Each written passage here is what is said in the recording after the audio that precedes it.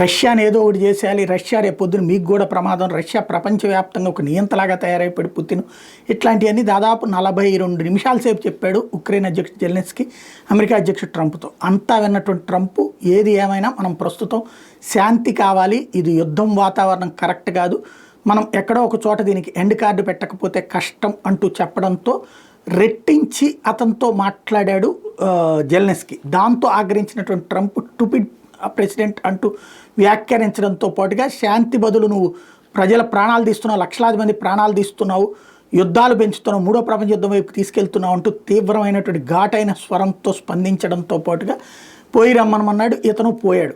అయితే ఆ తర్వాత అక్కడ మినరల్స్ దాని మీద సంతకం పెట్టకుండానే వెళ్ళిపోయాడు. ఇప్పుడు ఉక్రెయిన్ అధ్యక్షుడు జెలెన్స్కీ ఆ తర్వాత తను ఒక ట్వీట్ చేసుకొచ్చాడు. ఆ ట్వీట్లో చాలా బాగుంది మా సమావేశం అన్నటువంటి పాయింట్ వరకు పెట్టుకొచ్చాడు. ఆ తర్వాత టీవీ ఛానల్ దగ్గరికి వెళ్ళాక కీలకమైనటువంటి వ్యాఖ్యలు చేసుకొచ్చాడు. Do you think your relationship with President Trump after today can be salvaged అంటూ యాంకర్ అడిగితే it can be, yes of course, this is very very important and we are thankful and sorry for this అంటూ ఒక పశ్చాత్తాపాన్ని వ్యక్తం చేశాడు. But నడవాల్సింది నాశనం అంతా. ఒక joker గాడిని, ఒక కమెడియన్ని తీసుకొచ్చి దేశాధ్యక్షుడిగా పెడితే ఎట్లుంటుందో ఇప్పుడు ఆ దేశం పరువు తీయడంతో పాటుగా ఇది గొప్ప హీరోయిజం కింద కొంతమంది కీర్తించే వాళ్ళు ఉన్నారు. కానీ ముందు దేశం సర్వనాశనం అయిన తర్వాత ఇవాళ జనం చంపేస్తారన్న భయంతో రెచ్చిపోయి ఏకంగా అమెరికా అధ్యక్షుడు ఎదురుగుండా మాట్లాడేశాడు.